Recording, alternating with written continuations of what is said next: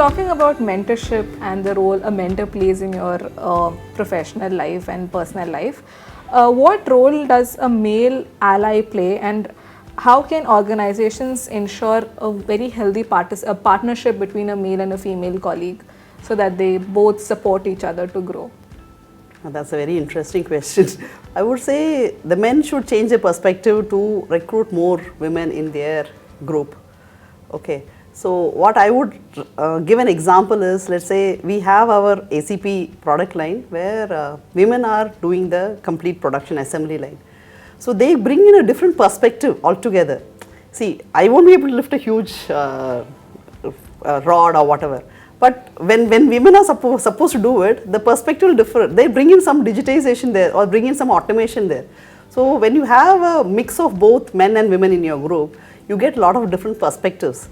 Men has to recognize the women in their team.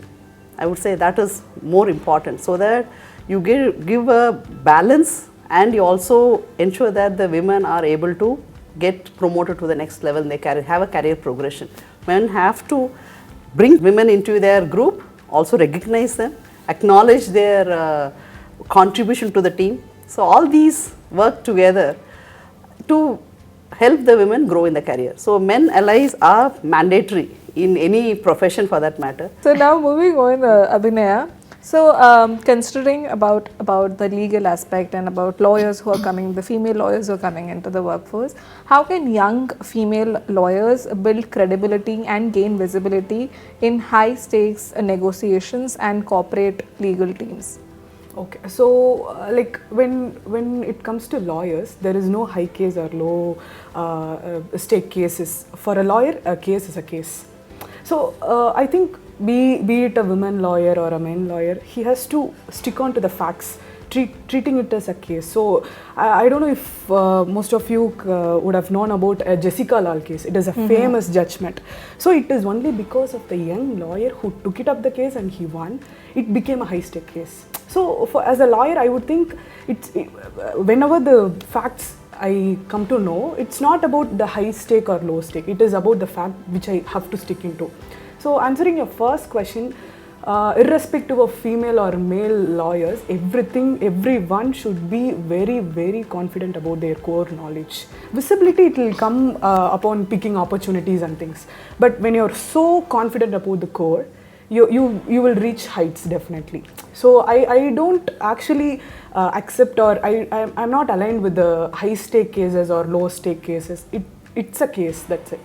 So a lawyer, if he in that perspective deals a case, it will be more effective. It will be more efficient for a law to be highlighted, is what my opinion on that. Very well said. Nice. Yeah, that's rightly said about how you have to be clear with your basics and be not gender biased when it comes to lawyer or any profession for that matter. Exactly. But Abhinay, I also wanted to know from you. So you have practiced law under the corporate part, and you have also been part of the litigation aspect of it. So how has been the transition for you, and what do you feel is, and in fact in corporate also you have ended up in a manufacturing setup. So how has that transition been for you? The first thing is, this is completely a different ball game. So two sides of a coin. So when you practice in court, everything is fast paced. So you rush to the court, meet the lawyers, your colleague, take your papers, go to your courtroom, and then do what are all the necessities and things. But when it comes to corporate, it is more structured. So, and the thinking in practicing law, it is only between me, my client, fact, and the judge. So it's very restricted. But when it comes to corporate, I have to think on a wider range. I have to think what is good for the management, what is good for the company, and how the company is being handled so far, what is the goodwill of the company, how are we shifting into the next level. So wider range of thinking is the one major thing that I've been learning till now. I will not say I've learned, I'm learning till now. So that's been one of the major difference. And when you see, when it comes to skills, it is entirely different skills. There you have to prepare, and you'll have to argue, you'll have to collate the facts, and then prepare the judgments, precedents. You'll have to learn everything. But when it comes to corporate, you will see the other side of a litigation from the opposite side. So being a corporate, how we stand and how we secure our interests. So that perspective, that aspect of legal, it's wider in nature. So there it is restrictive.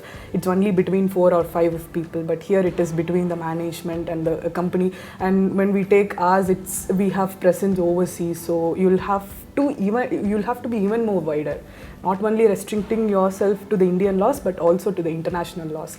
So I think the learning is absolutely great here, and it's wider. Talking about financial literacy, Deepa, we have seen that generally women are less financially literate than men.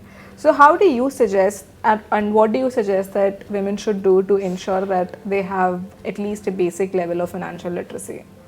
Yeah, I think financial literacy is very important, and I believe it comes very organically to women as well, because they're managing household finances. It's just that there is a sense of hesitation when you start earning to actually take charge of your own finances, invest, learn a little bit about what mutual funds are and what are some of the common ways of investing. I think it's important that we just take some time out to know these fundamentals. And this is not a skill set I believe only women should know. Anyone starting out in their career must how to actually save, what are you going to do with your finances, have a general plan. We all make plans. We make plans when we want to travel. This is just like that. This is just future proofing our own futures, right? And I think we just have to take charge. We do it well. We have to take this mindset off our head that no, I have to just hand over my salary to the male member in my family who's just going to take care of this for me. There's a portion you can start small. That's what I tend to do. When I started, I actually started with my financial journey absolutely when I started earning. The very first paycheck that I got when I was probably 23, 24 is what I started investing in. I had thought of a retirement plan.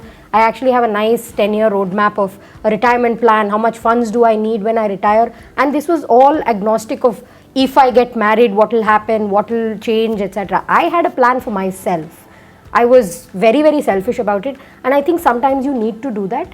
You start small, you start with that small paycheck that you earned very first time, but when you know how to invest, you take that forward. And like I said, it's a skill set everybody must have.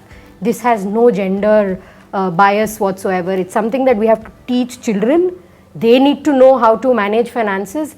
I started it very young because I was living independently in Delhi when I was in college, which meant my dad gave me a sum of money for 3 years and he said, this is the sum of money you manage your life in for the next 3 years of your graduation. So I knew how to save, I knew what to do with my money, I knew how to run a house with a specific set of, cash that I had on me.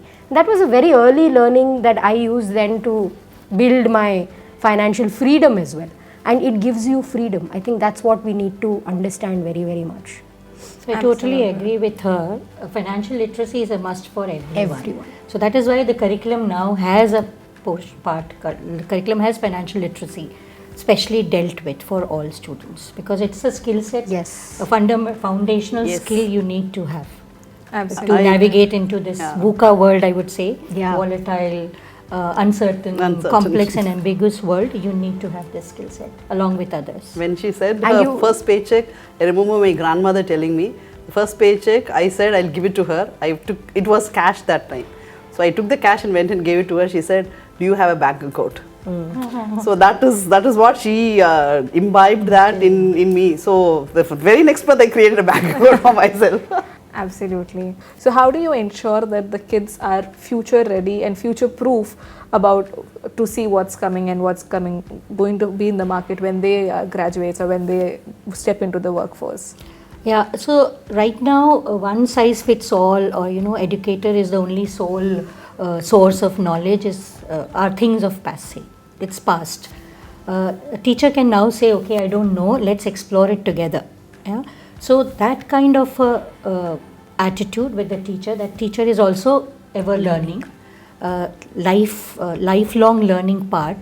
I call it CIA, collaboration, innovation and adaptability. You have to give these 3 skills to the students. Knowledge they'll get at a button's click, but how to use that knowledge apply that knowledge to make their lives better and the lives around them better is what we want to give.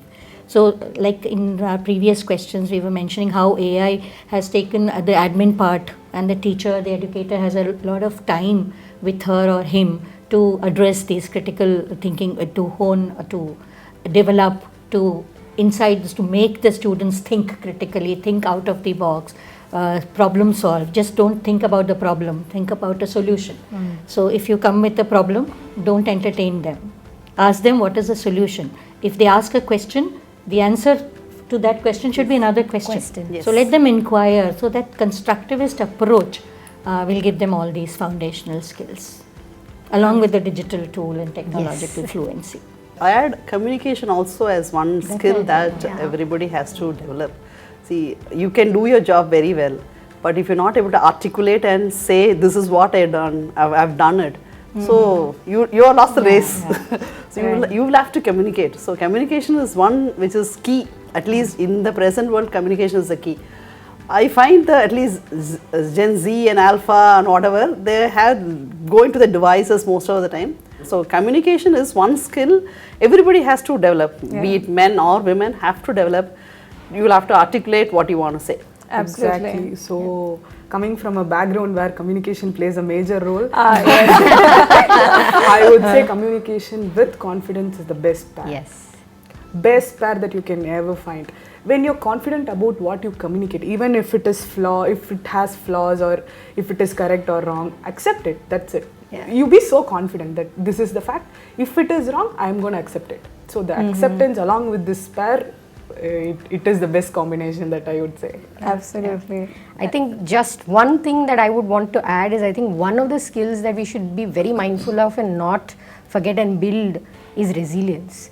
Things are going to go wrong. We are probably not going to succeed 100% of the time, but as far as we're learning from it and coming out of it, that's one of the most fundamental skills. And world is changing very rapidly. So even for us, we have been used to change happening over a point in time. The next generation is going to see change very, very rapidly, which means they have to be a lot more resilient than perhaps we had to be, because we had the advantage of time, if you will, with us, which they are not going to have. Yes. Adaptability. So continuous learning. Yeah. So continuous learning, it applies to everybody for that matter. You want to use your smartphone, you need to learn. You teach your grandmother to use the smartphone, right? So continuous learning is the way. Right. Yeah, absolutely. I think as a conclusion, I would like to draw a full circle and come back to how women can excel in today's changing domains. What should be one thing that women should for sure keep in mind before they proceed, or this cannot be compromised if it's so I want to know from you, what do you think? Like one thing that women cannot compromise in today's day and age. If you want to be a career woman, okay, you cannot compromise on the work that you do. You want to be career oriented, ensure that you do your best. There's nobody else is going to do it better than you. Right. So that way what happens, you will be there where you are.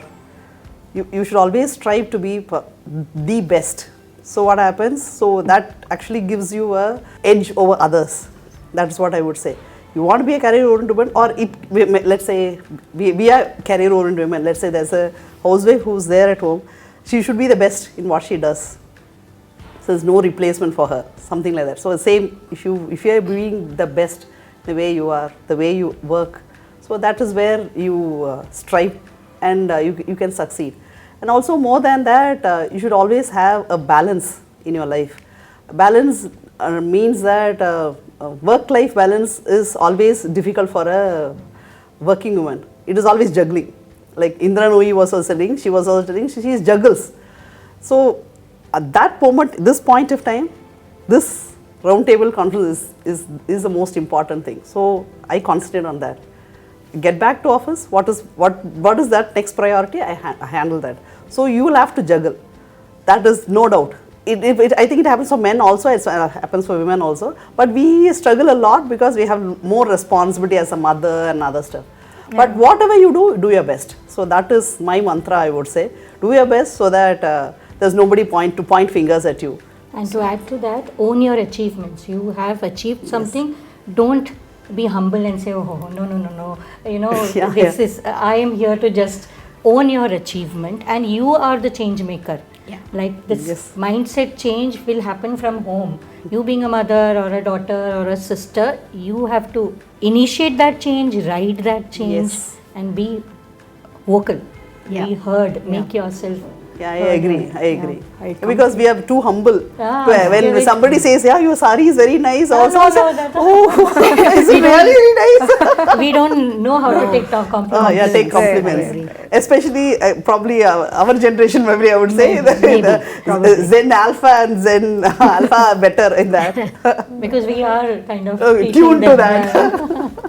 So I too absolutely second their opinion. See, when you're so confident in your subject matter, be it being a professional or be it being a homemaker, if being a homemaker, if you're so confident that you can manage things at home, then your professional, rest assured, your professional matters will also be handled very nicely. So being a person who started initially her career, you can take example of me.